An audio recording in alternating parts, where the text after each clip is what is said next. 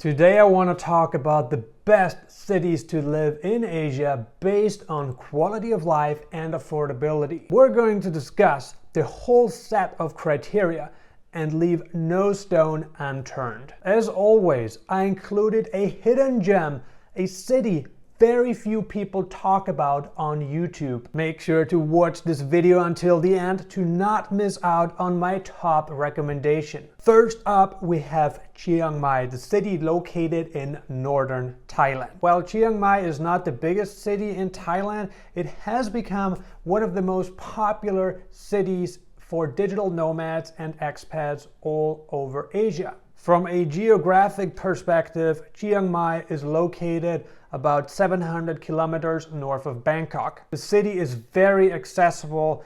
There's a ton of flights that are going to the city of Chiang Mai.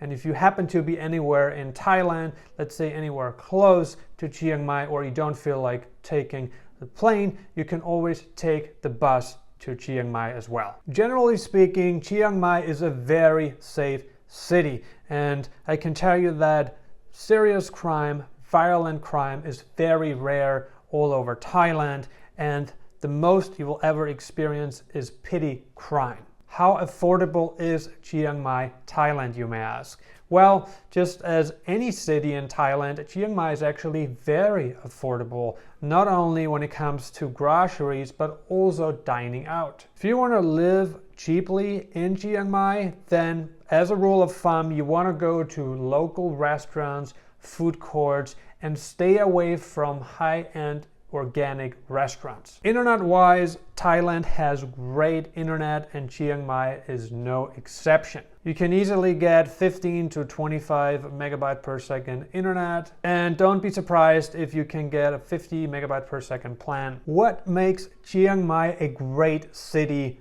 to live in? It's definitely the opposite of Bangkok. When I say the opposite, Chiang Mai is very laid back. It's surrounded by mountains, and you don't feel like you're living in a big city. It's a more relaxing vibe all over Chiang Mai. The mountains, lakes, and waterfalls nearby make Chiang Mai a perfect location for the outdoor lover. Weather-wise, the cool season, it's not really cold, the cool season is from December through February. This is usually when you can see a maximum temperature of 30 degrees and a minimum temperature of 10 degrees Celsius. The rainy season takes place from June to October, and this is a time when you can see it raining almost every single day. The average high during the rainy season is 32 degrees Celsius. Now, I wanted to talk a little bit about the cost of living because I know this is something that a lot of people are interested in, so let's have a look at the facts. A typical local meal that a foreigner would enjoy in Chiang Mai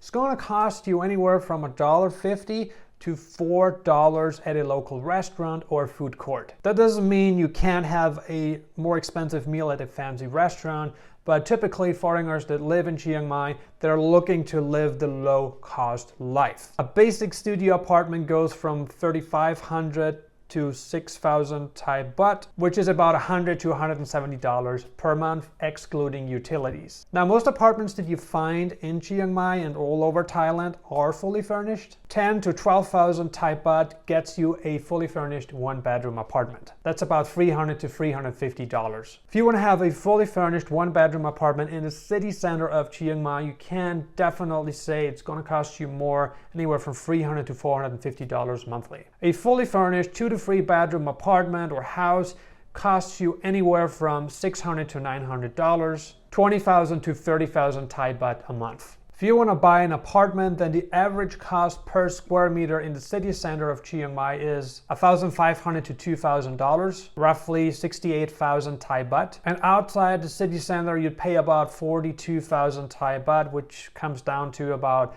$1,300 per square meter. Something that's also very important is the community, and a lot of people that want to move to a certain place, before they do it, they have a look to make sure that there is an expat community, making sure that there is a digital nomad community. So what's the situation like in Chiang Mai? Chiang Mai is a very popular, in fact, a digital nomad hotspot. Co-working spaces are all over the place in Chiang Mai. There's also a ton of cafes, places where you can sit, with good Wi-Fi, so you don't really need to work from a co-working space. You can achieve the same by just going to a local cafe. And there's also a lot of expats living in Chiang Mai. So we're talking retirees, English teachers, and all sorts of other expats that visited Thailand, started to work or live there and just couldn't leave anymore. What's the visa situation like in Thailand? That's a little bit of a complex question because there is a ton of tourist visas available.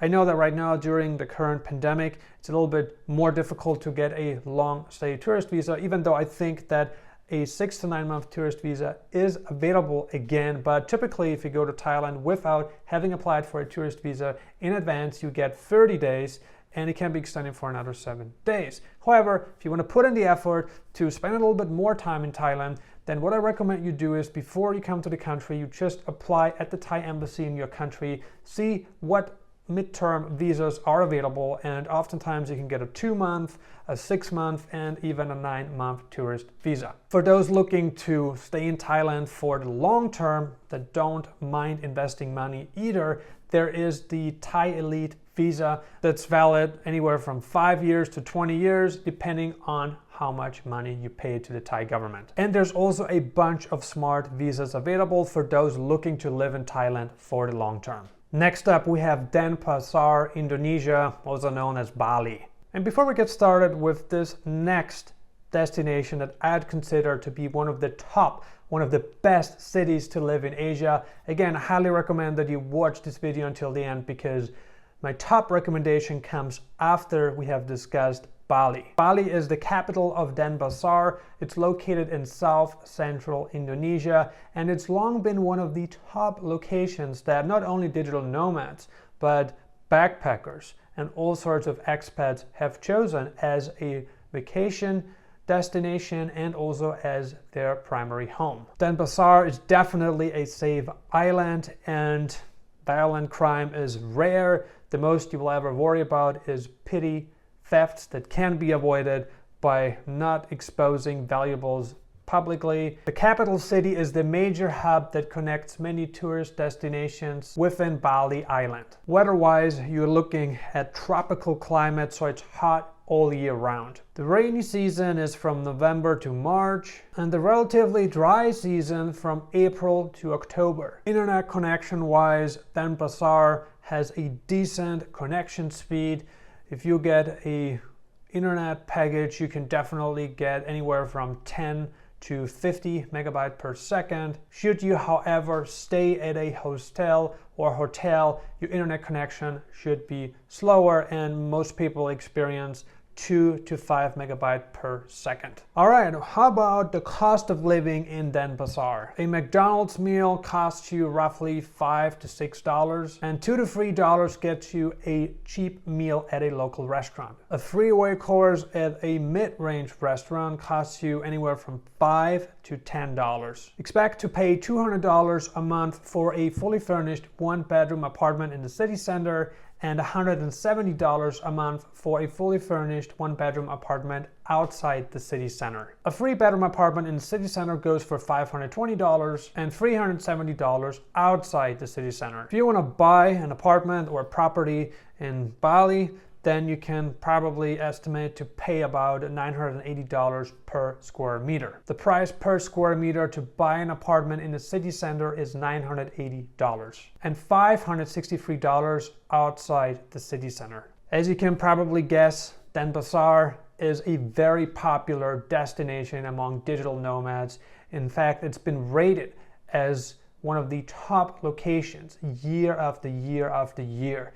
And with that being said, Denpasar, especially Bali, has drawn a ton of digital nomads, expats to the island, people who want to enjoy the year-round warm weather, the great local cuisine, and all of these amazing benefits at such a low price. There's plenty of visas available. If you go to Bali without having applied for a visa in advance, if you are on the list of selected countries, you get a 30-day tourist visa, which can be extended for another 30 days. And you can also apply for a 1-year business visa, but you need to do this through an agency in Denpasar. There's also a tourist and cultural visa available, which is valid for 60 days, but in order for you to get it, you need to apply in advance at the Indonesian embassy in your home country. Congratulations, you've been patient for long enough and you have reached my top recommendation. The city not a lot of YouTubers talk about, the city and also the country that's very often ignored. I don't know why, maybe because it's a little bit more isolated, but it really isn't.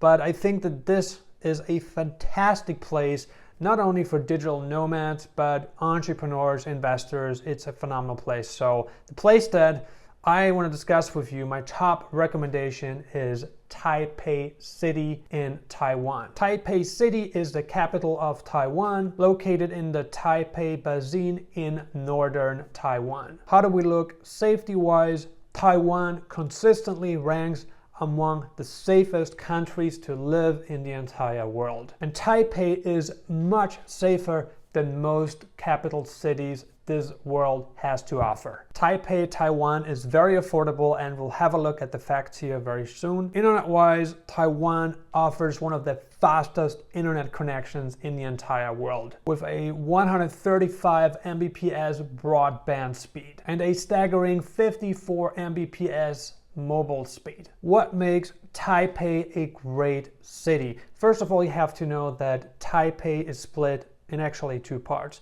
There's New and Old Taipei, which are two very unique, very distinctive parts of the city. The Taiwanese people are very welcoming, they like foreigners, and living in Taiwan is an amazing cultural experience. Not only do the Taiwanese know how to cook, you can also enjoy an incredible transportation system when living in Taiwan. You can take the train from Taipei to Kaohsiung, which only takes a couple of hours, and it's a high-speed train. It's a very good connection, and so really is the metro system and the bus system of Taiwan. An average meal in Taiwan costs you 150 to 200 new Taiwan dollars, which is about $6 US. Having a look at how much it costs to rent an apartment, expect to pay $720 a month for a fully furnished one-bedroom apartment in the city center of Taipei, and $487 for a fully furnished one-bedroom apartment outside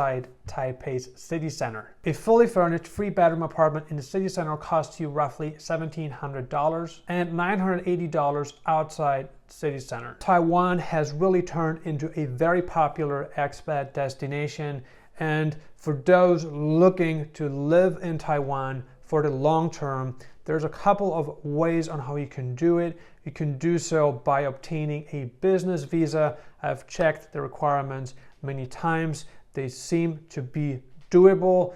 The costs are affordable, and you can live in Thailand by starting a Taiwanese company. The spousal visa is another option. So is the student visa. Taipei claimed the #1 spot in the annual expat city ranking by INDONESIans, which really only rates the best cities to live in the entire world. If you want to go to Taiwan as a regular tourist, I know that right now during the current pandemic it's a little bit more difficult, but typically you get a 90-day tourist visa, which is enough to check out the country and see what it has to offer. Which of the discussed Asian cities is your favorite and why? Are you currently or have you lived in any of the discussed cities? If so, what was your experience? Leave a comment below and let us know. I got 2 recommendations for you. 1, I shared a video on the cheapest and safest countries to live in the world. If you want to watch this video, then click on the link that appears right here. 2, I shared another video on countries without entry restrictions, countries that you should really be aware of during the current pandemic. If you want to watch this video,